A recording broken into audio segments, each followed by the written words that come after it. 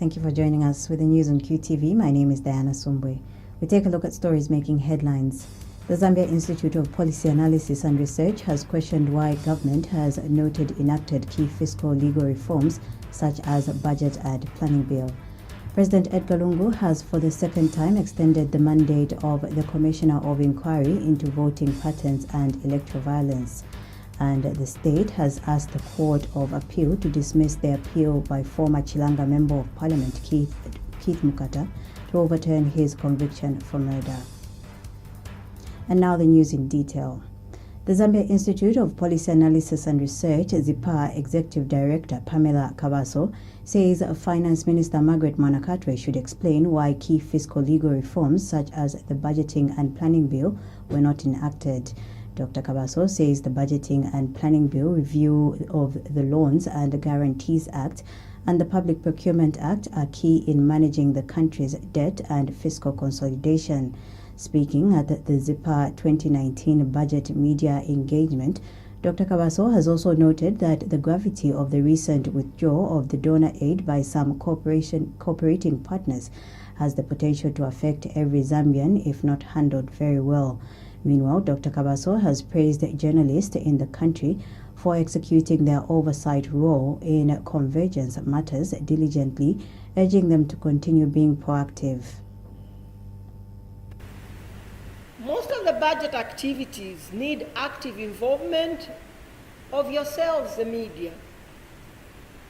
By keeping a critical eye on public finance management, you, the media, plays an invaluable oversight role and provide an important source for checks and balances on the government to ensure that public resources are utilized effectively and efficiently for the development of our country.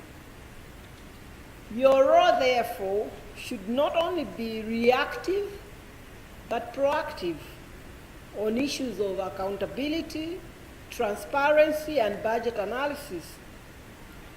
You, the media, have a huge task to inform and educate the public on how the government has fared in the implementation of the 2018 budget and what key aspects should be looked out for in the 2019 budget.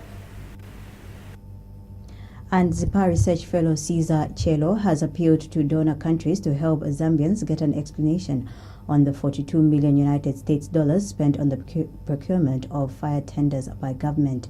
Mr. Chelo says the intervention of a donor community might solicit quicker action from government, just like the withdrawal of funding from the social cash transfer by aid agencies. He has bemoaned the lack of clear statement regarding the procurement of the fire engines. Meanwhile, Mr. Chelo has observed that it has become difficult for Zambia to service the external debt due to the high exchange rate. Always a critical threat with money behind the threat. And the thing is, for example, the issue about the UK, I can emphasize it was only 4 million. But look at what happened. The 4 million was Sweden, a major donor, and Finland, another major donor, solar, all these other things, to also withhold their funding. It caused the exchange rates to go crazy for a time because it sent a wrong signal to the market.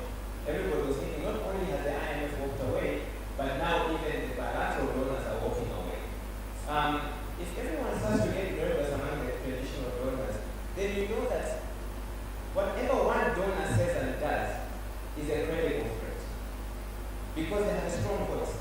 But if ZIPA says stop misbelieving to the government, if the media, if one media house, two media houses say stop misbelieving to the government, they're paying us. How can we even say it? President Edgar Lungu has for the second time extended the mandate of the Commission of Inquiry into voting patterns and electoral violence for an extra 3 months. This is through the issuance of Statutory Instrument Number 6 of 2018, in which President Lungu has exercised his powers under the Inquiries Act to lengthen the Commission's mandate to December 31st, 2018. Speaking at a media briefing in Lusaka, Commission Chairperson Munalula Lisimba explained that the extension is meant to enable his commission complete its work. Justice Lisimba disclosed that the commission has had, as of June 30th, 2018, covered only 8 of the country's 10 provinces in receiving submissions from the people. He has named the provinces as Copperbelt, Northwestern, Luapula, Northern, Muchinga, Eastern, Western and Southern. Justice Lisimba says the Commission therefore intends to use the extended period of its mandate to hold public sittings in Lusaka and Central Provinces in October and does not anticipate any further extension of its mandate thereafter. We don't really anticipate that we are going to have any more extensions. In fact, we took quite a bit of time to analyze and see how much time. As you can see, our program of action ends in October. By the end of October, we should have done everything in the inquiries and so on. And at the same time, we've been doing research. So we have the results of our research, the team and so on. So we don't really think that we shall need the period beyond that, until maybe for exceptional reasons. But I don't really think we shall go beyond 31st December. That should really be adequate for us. We are well ready for that. So when we finish sitting now and correlating, we shall go in camp, retreat for quite some days, maybe for 8 days now to finalize. We have already had a draft report for the area that we have covered and so on. So we don't really think that we shall extend beyond that.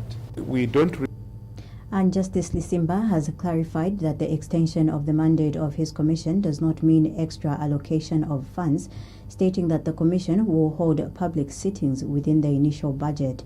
He says once his commission completes its work and compiles a report, it expects President Lungu to act upon its findings, as there is enough time to implement its recommendations before the 2021 elections. The expenditure so far is as has been budgeted. In fact, we are even below budget by quite a substantial amount. Let me just clear the false idea people have got that the extension means cost. It doesn't necessarily mean cost or additional cost, or that you see all this time people are getting money. I even heard from some media and said, no, they are just enjoying money. As long as we are not sitting, these commissioners are not paid. As long as we are not sitting. Most of these functionaries, all these people, including the vice chair, nobody is getting money. The allowances are only paid as and when we sit.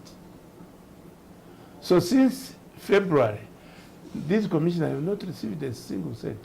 And indeed, they've got no opportunity of getting anything. So in terms of cost, there is very major, if not none. In fact, we have saved, as I say, on our budget. The other people are in full-time employment. They are functionaries of the state. The state has asked the Court of Appeal to dismiss the appeal by former Chilanga Member of Parliament Keith Mukata, who was convicted for the murder of his security guard by the Lusaka High Court. Mr. Mukata has appealed against his death sentence for the murder of Namakambwa Kadira Kwenda, who he shot at his law firm, AKM Legal Practitioners. The state advocates, led by Deputy Chief State Advocate Monica Mwanza, submitted before the court that there are no excruciating factors that could have forced Mr. Mukata to shoot dead his security guard. The state has submitted that it is not in dispute that the deceased's death was a result of gunshot wounds caused by Mr. Mukata's gun. The state has mandated that the former Chilanga lawmaker is directly connected to the murder of his security guard. Deputy Speaker of the National Assembly, Catherine Namugala, has directed that the Committee of Finance delivers to the House a comprehensive statement of on the social cash transfer scandal, which will include clarification on whether the monies for the program went missing. The Deputy Speaker said this when she delivered a ruling on a point of order raised by Mazabuka's Central Member of Parliament, Gary Nkombo, who wanted to know if Finance Minister Margaret Mwanakatwe was in order to remain quiet over the recent revelation in one of the local tabloids that the missing money for the social cash transfer program is in fact safely in a Zanaco account. In his point of order, Mr. Nkombo reminded the House that the Minister of Finance had earlier indicated that the House and the country, that the government and the President had known about the missing funds for the social cash transfer program since June 2018, and preliminary investigations had been instituted, which revealed that indeed the money was missing. He wondered how the Minister of Finance could keep quiet on the news reports by the Daily Nation that the money had been found.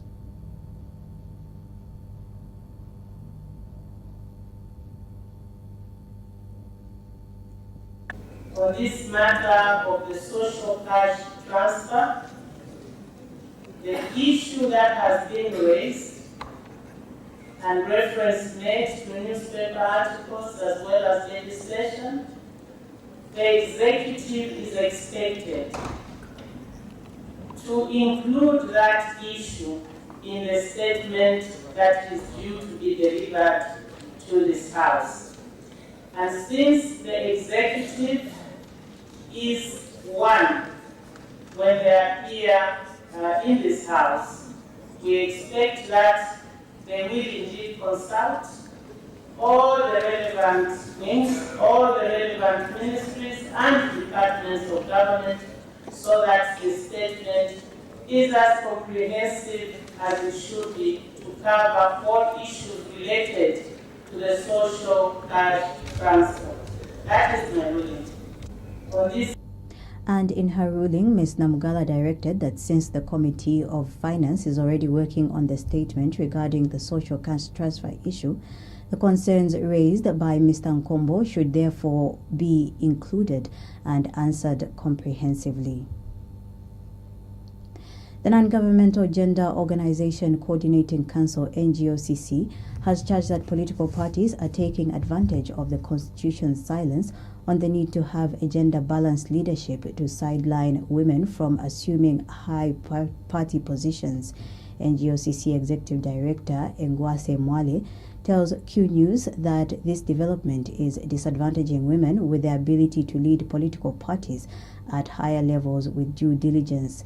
She says despite possessing the adequate capacities, many women in political parties have been relegated to lower positions because the country has no deliberate policy to compel political parties to balance gender in top leadership positions.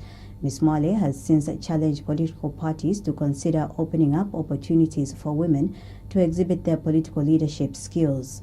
We have more in this report. A lot of efforts to produce women such as these have been made.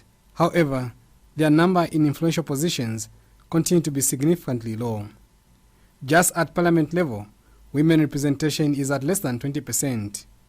What can this development be attributed to? I think for Zambia, what we lack, first and foremost, is a comprehensive policy and legal environment. I think the challenge comes in when the actual adoption process is taking place. I think during our engagement with them before the elections take place, they're quite receptive to our ideas and also see the importance of having women being in leadership positions. But when it comes right down to the actual adoption of women, then it's a different story. Governance activist McDonald Penzi, however, states that there has not just been much willingness from women to take up leadership positions despite possessing the much needed ability. Of course, many reasons have been advanced, some of them being economic and so on and so forth. But I think we have had those reasons for many years now. And we have a number of women who are economically viable than men. Zambia National Women's Lobby Board member Silva Nyambe states that despite acquiring necessary leadership qualities, women are not being supported, as has been witnessed from the female councillors her organization has been working with. They have gained knowledge and are taking up their own initiatives in the areas such as advocacy, lobbying, and resource mobilization. Meanwhile, some young women have not given up despite the situation seeming gloomy. They are willing to change the status quo. From that perspective, we feel very much that there will be a greater number of young women being on board, getting into particularly the local government positions, because at least that's where you start from. Political parties, on the other hand, continue to reiterate their commitment to ensuring more women assume senior political party positions. Of the party when it comes to women. The policy of the party that we desire to have 50-50 representation of both sexes, and also that includes the youths. If you look at the president himself, President Edgar Lungu, he has made it very clear as an example through the affirmative actions that he has continued to show. Mr. Chipenzi has since urged government and women organizations to reflect on the kind of women empowerment programs they have been undertaking. But I think for me, the challenge is to women organizations. I think there's need for them to review and reflect on their programs. Women make up the largest number of voters during elections. It is therefore expected that going forward, more women will ascend to positions of influence. Chileshe Mwango reporting for QTV News. The Economics Association of Zambia, EAZ, has opposed the suggestion to postpone the presentation of the 2019 national budget in view of the suspension of financial aid by some cooperating partners. EAZ President Luwinda Habazoka says any delay in the presentation of the 2019 budget would amount to flouting the law. Mr. Habazoka says the Zambian constituency clearly stipulates a specific time during which the national budget must be presented to Parliament.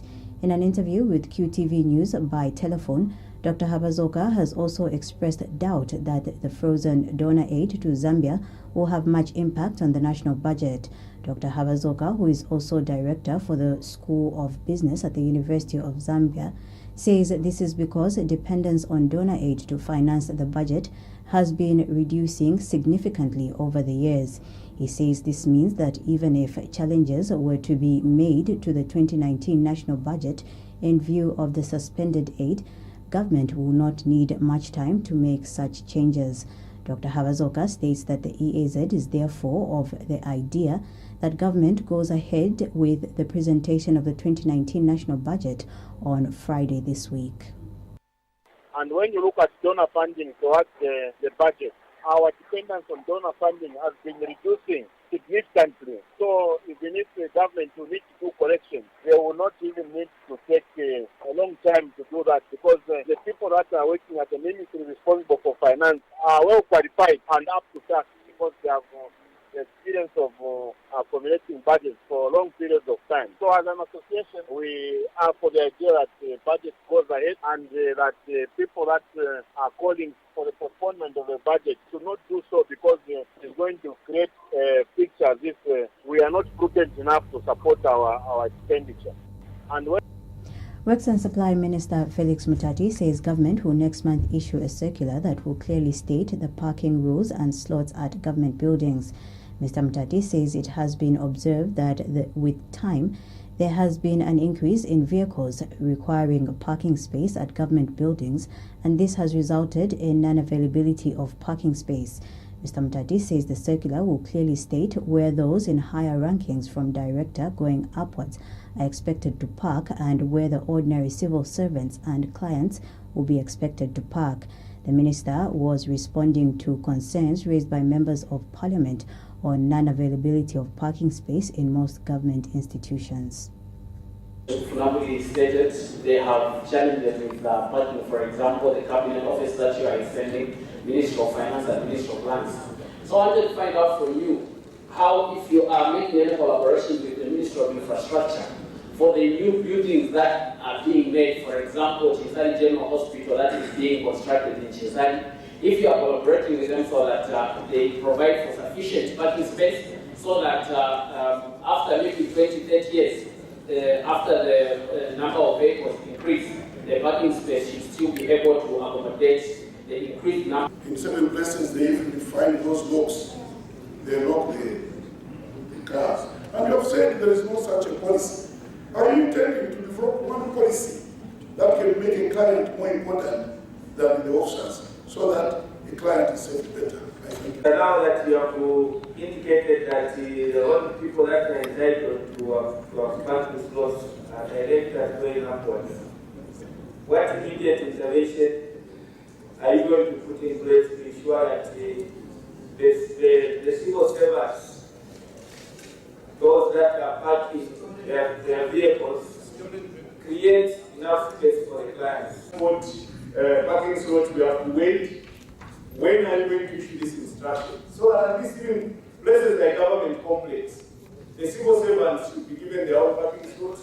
The customers, even at ZRI, where people are taking money, it's difficult to find parking space. And as a result, people are losing out on transacting without effect.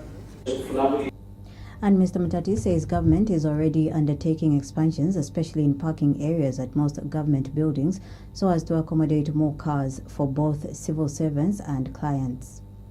We have indicated that a circular will be issued during the month of October through the Secretary to Cabinet to the civil service, defining parking spaces for civil servants and those for clients. Most of the government buildings were built a long time ago. In fact, most of them prior to 1980, and at that time, the design contained parking spaces that responded to the circumstances at the time. Specifically for Burungushi House, Honorable Member, you notice that on the road that comes from the UTH and joins Independence, we are actually undertaking some works, not only to build the offices for Smart Zambia, but also to create parking space. Unfortunately, Burungushi House hasn't got any expansion at the front, so we'll take advantage of the land that is behind to answer to that question. What has happened to the economy over the years is that now the majority of the civil service have been able to acquire motor vehicles. And indeed, it's congesting the parking spaces. But we are working on this matter to ensure that priority continues to be given to the class, to government, and not to the civil service. And we have indicated. Tourism and Arts Minister Charles Banda has noted the importance of maintaining culture in the promotion of national identity and the development of the country. The minister says that culture, and particularly intangible culture heritage, helps to strengthen the independence, sovereignty and identity of the Zambian people.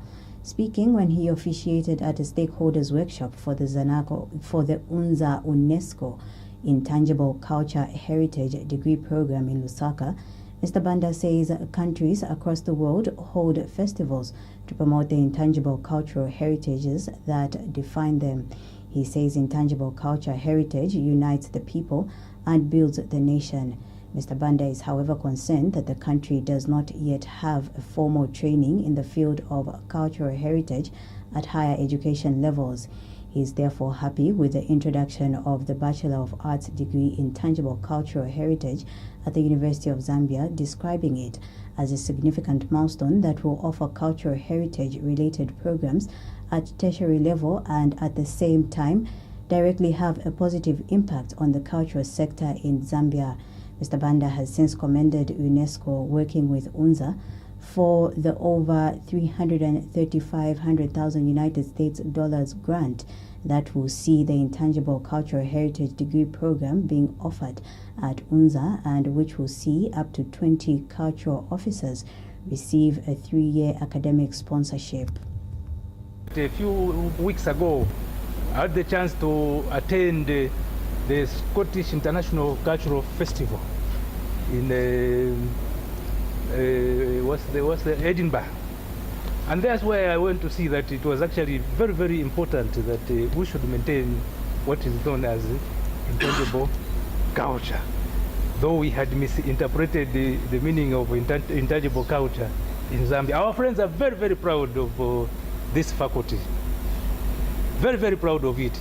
And it is one of the largest festivals which takes place every 2 years in Edinburgh, and everyone wants to flock there, the locals, and they're very proud to invite the world to go and participate. in that festival. That is how I found myself there, and I was saying, if it was in Zambia, people would have been saying we're going to watch demonstrations of witchcraft and so forth. And yet it's something completely different. If anything, it is something that builds and unites the people so that we are identified as a people that come from a certain area because of our beliefs in the activities that we hold together. So, distinguished ladies and gentlemen, for now, I'm informed that the ICH degree project has been made possible by a UNESCO grant amounting to $334,820 United States dollars. That was approved by the Intergovernmental Committee in December 2017. The government of the Republic of Zambia is grateful to UNESCO for the gesture of this project, as it will go a long way in improving our human resource in the area of intangible cultural heritage. Meanwhile, University of Zambia Institute of Economic and Social Research Fellow Munukayumbwa Munyima says the degree program in intangible cultural heritage will commence in February 2019. The Movement for National Transformation, MNT, says Zambia and other African countries have failed to become members of the UN Security Council because they are artificial states. MNT President Daniel Shimunza says his party does not think there is any country in Africa that can dispute this fact and claim to be self-determined. Mr. Shimunza has told QTV News that as artificial sovereigns, African countries have been rendered weak to play a global game and deserve a place at the UN Security Council. He says President Edgar Lungu's concerns in his speech to UN General Assembly on the absence of Africa on the Security Council were therefore a mere formality with no impact. Mr. Shimunza states that in his view, the presence of African countries at the UN is as good as being absent. He says for Africa to have representation in the UN Security Council, there is need for the transformative leadership to advance the industrialization agenda. Charity begins at home. We cannot be weak and porous at home in terms of macroeconomic policies, the quality of life of our people, infrastructure development, and other aspects of advanced development. This is why in the last 54 years, no political party has come with an agenda to make Zambia a first world country so that we can begin to be peers with the great nations of the earth. If the UN is going to be relevant also in the coming years, it has to reform itself to begin to recognize all sovereigns. A sovereign nation like Zambia is an artificial sovereign so far, in the sense that sovereignty entails that you are able to manage your own affairs without external aid or support. Now, if you look at our nation, we are not self-regulated, we are not self-sustained, we are not self-developed. We are always having a dependence syndrome that is always looking outside rather than having capacity within ourselves. Our development is unsustainable because it's debt-driven plus exacerbated by corruption. And so going forward, if Zambia is going to be relevant, we must develop into an authentic sovereign that is able to handle our own affairs without looking anywhere else. It is at that point that we have strength to be relevant in the global community of nations such as the UN Security Council. Government has been advised to consider zero-rating imported raw materials in the 2019 national budget.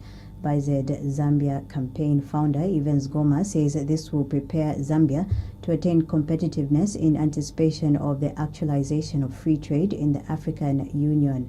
Mr. Ngoma told QTV News that BIZ also expects government to introduce extra incentives to firms that will set up factories for value addition to the country's available raw materials. He states that his organization believes that the measure will encourage the setting up of factories in rural areas and in turn help reduce rural-urban drift. Mr. Ngoma says his organization is also expecting government to reduce import duty on trucks of all forms in the 2019 national budget to encourage the importation of trucks, which will make it possible to move goods and services on time, as well as help reduce transportation costs. He further states that BIZ expects government to remove the 2,000 kwacha surcharge imposed on the importation of motor vehicles older than 5 years. Mr. Ngoma adds that the government should also remove the borehole levy and introduce a 25% import duty on fruits and vegetables, which can be locally grown in Zambia. As BIZ campaign, we are expectant that government will address the following in order to prepare itself to gain competitiveness as AU ponders free trade among its members. 1. Zero rate all import taxes on imported raw materials. Introduce an extra incentive to any firm which is going to set up factories which will add value to the many raw materials dotted in the newly formed district. Remove the borehole levy. Introduce a 25% import duty on fruits and vegetables which Zambia can grow. As by Military historian Chipo Simuchembu has observed that Zambia has not done well in documenting the history of the First World War. Mr. Simuchembu says all battle sites in the country need some kind of symbolization for people to easily identify them. Speaking in Lusaka at the Poppy Appeal Day in remembrance of those who died in the First World War, Mr. Simuchembu said there is a high risk of the country losing the history of the World War, largely due to poor documentation. He cited Malwiro in Mbala district, which he says is little known simply because there is no importance attached to the role it played during the First World War. Mr. Simuchembu has also suggested that the Zambian curriculum be changed so that the history of the First World War is told from the Zambian perspective. The country, through this exhibition, hopes that it is the beginning of a broader strategy to educate and enlighten the people of Zambia and many other members of the public and scholars on the rich cultural and military heritage which so few know about.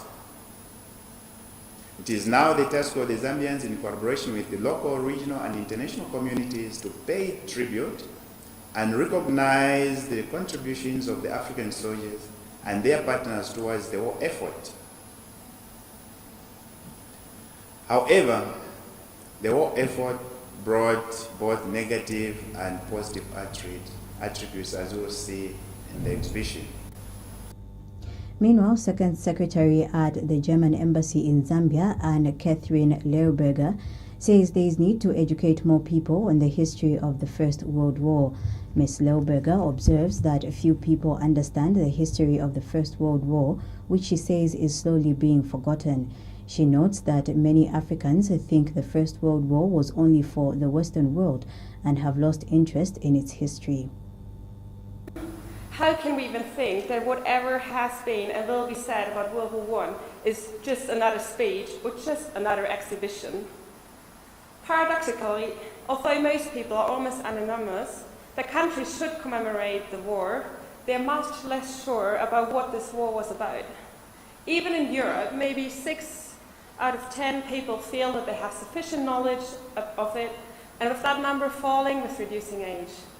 So the big challenge today is not the principle of commemoration, but the practice of education.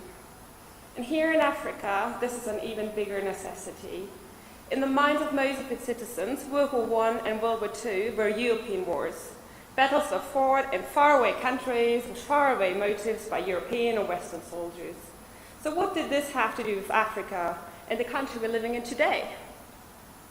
It is easy to forget that World War I was indeed the first industrial war and the first real global conflict that affected Africa gravely. In East Africa alone, around 1 million people have died during the war.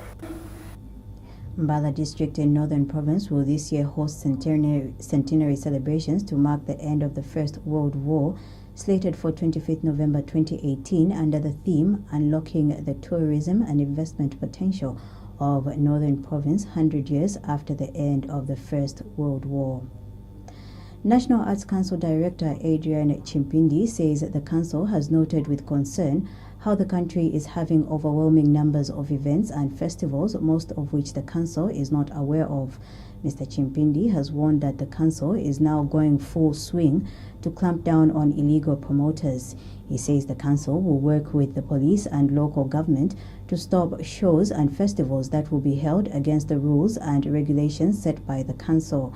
Mr. Chimpindi says the council is committed to ensuring the growth of the arts sector, but that this will not be possible with increased illegal arts promoters. He has since called on arts promoters around the country to adhere by the set standards and cooperate with the National Arts Council.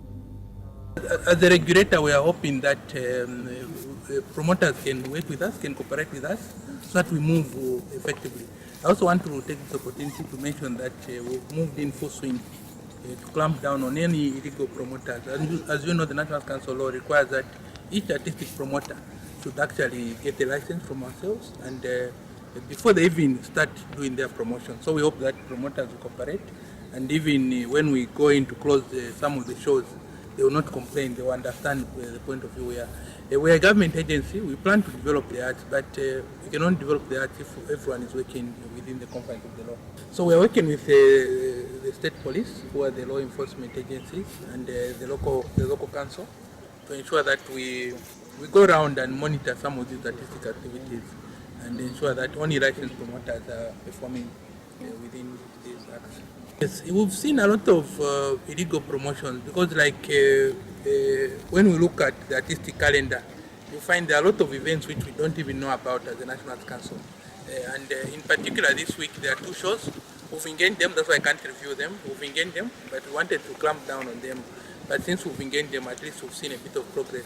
But particularly, there are just a lot of these festivals.